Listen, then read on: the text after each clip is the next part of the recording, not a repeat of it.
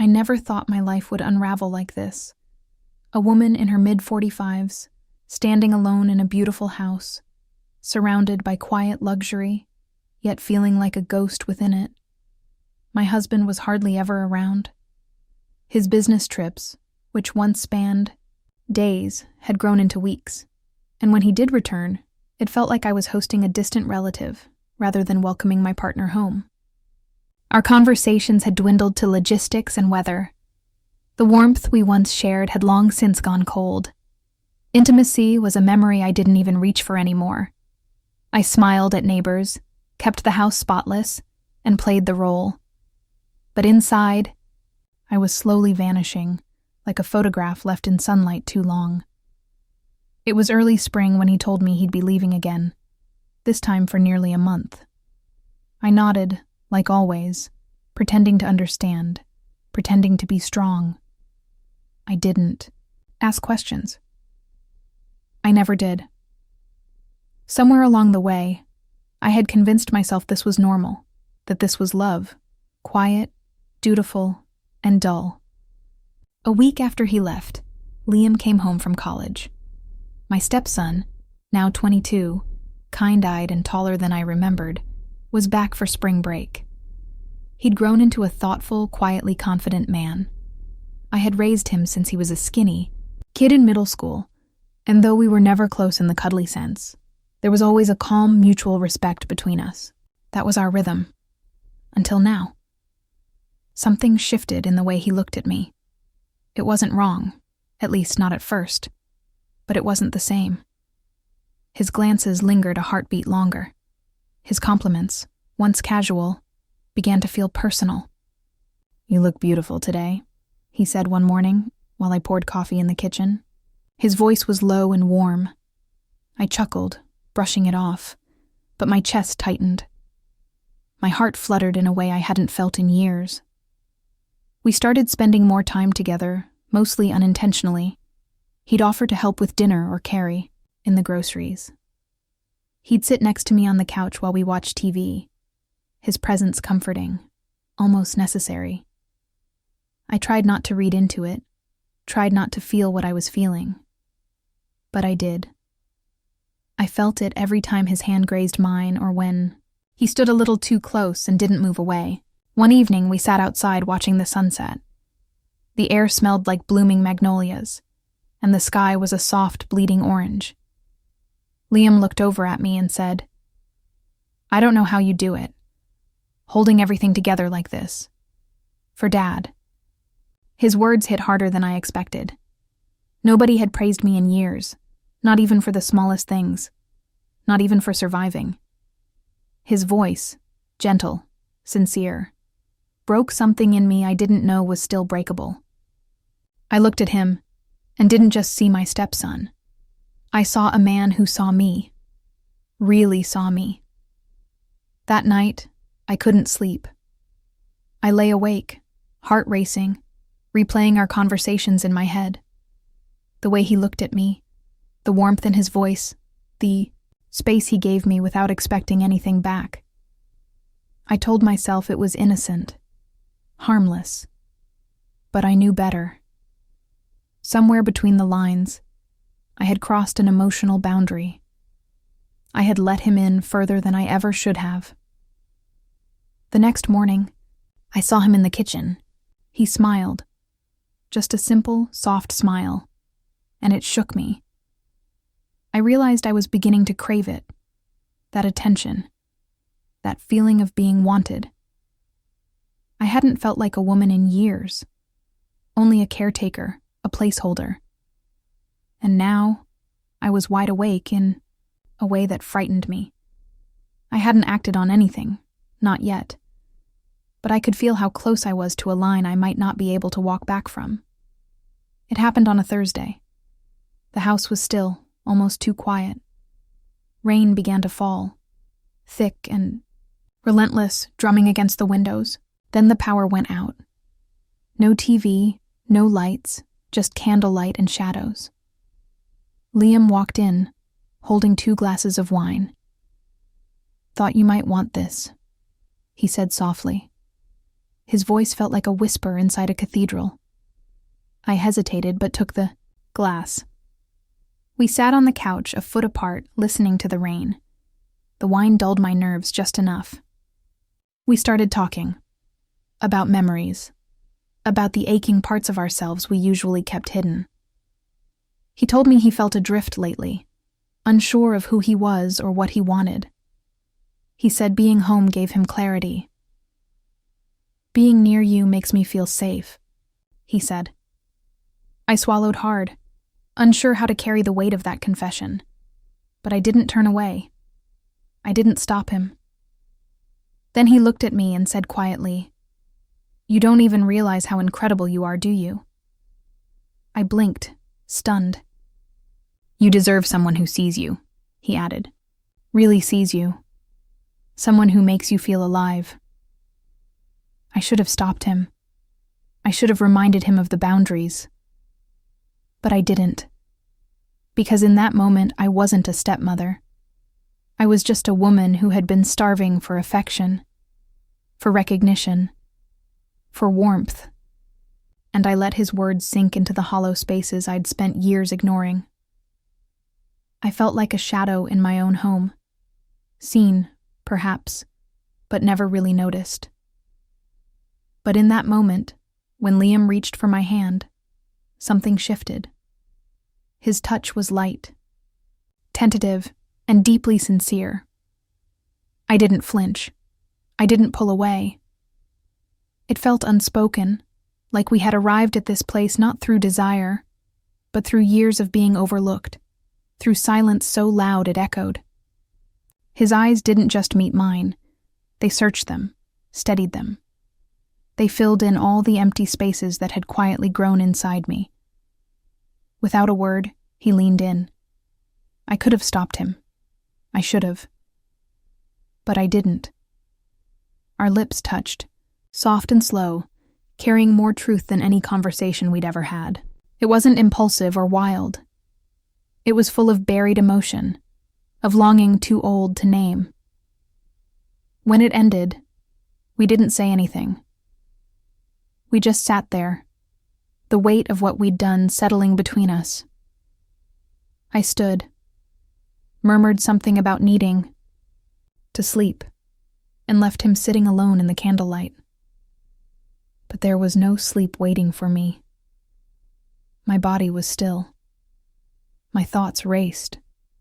Shame bled into shock, into ache. I had crossed a line, and yet I didn't feel the guilt I thought I would. I felt awake. It wasn't just a kiss. It was betrayal. Not just of my husband, but of the version of myself I had upheld for years. The dutiful, quiet wife who accepted neglect like it was her duty. Liam's kiss had unraveled that version of me. I didn't want to explain it, even to myself. I just knew that nothing inside me was the same anymore. The next morning, I avoided his eyes. I moved through the kitchen like a stranger in my own. Routine, eggs, toast, coffee, trying to rebuild the facade I'd let crumble. But I could feel his presence before I saw him. Liam entered the room casually, but I saw it in his face. Something had changed. He carried himself with quiet certainty, as if a boundary had been crossed and he wasn't sorry for it. "Need help?" he asked, nodding toward the pan in my hand.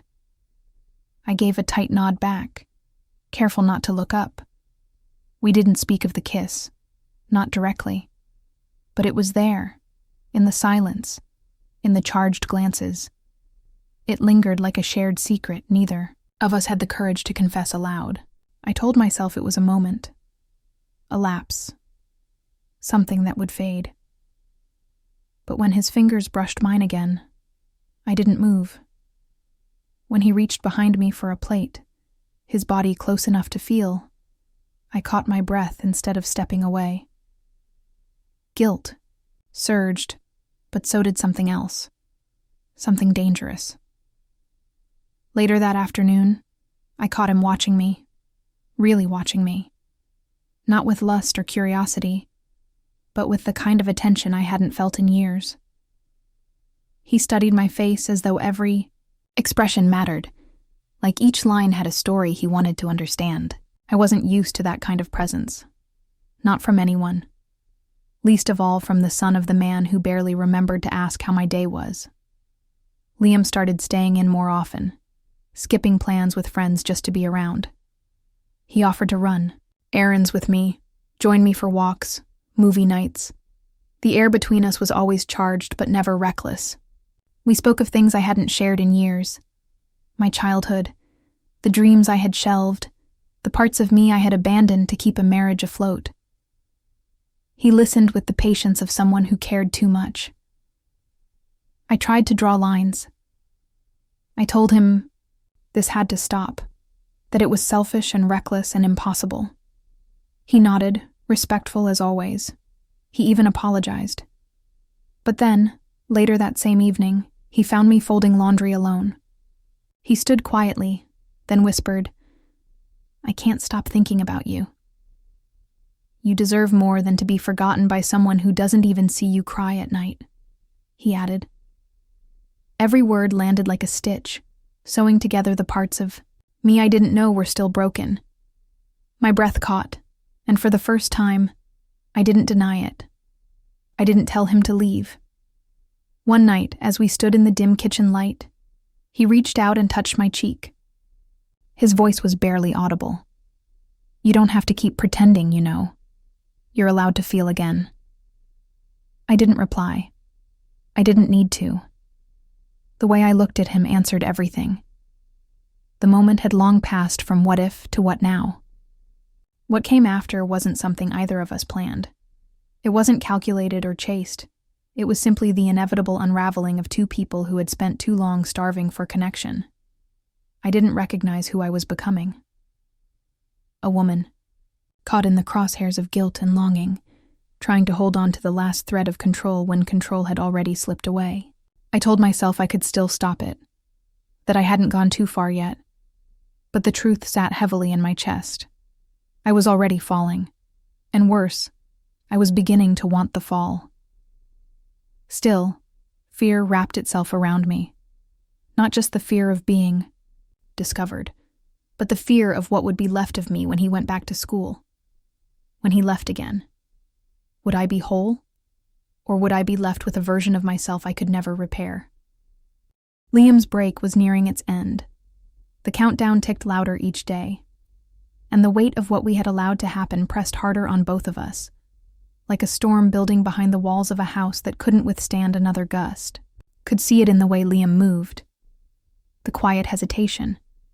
The way his eyes lingered on me, but his words stayed locked behind his lips. Our silence had shifted.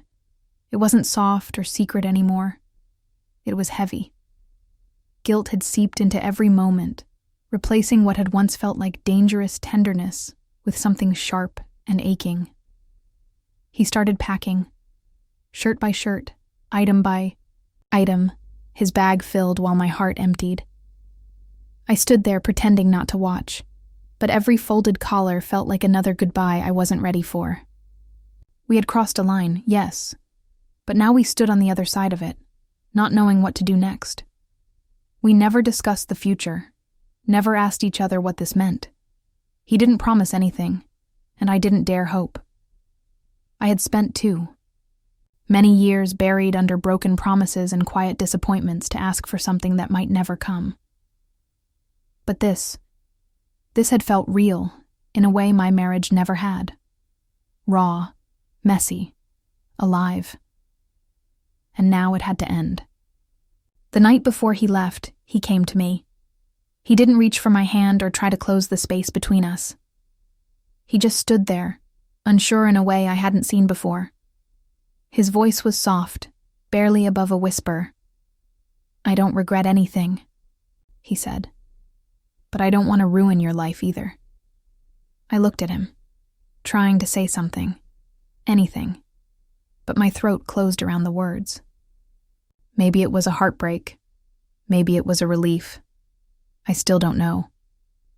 I only know I nodded, and that nod was the last thing we shared. When he left the next morning, I stood at the door like a stranger. No tears, no goodbyes, just a quiet, watching, as if I were witnessing someone walk out of a chapter of my life that was never meant to be written in the first place.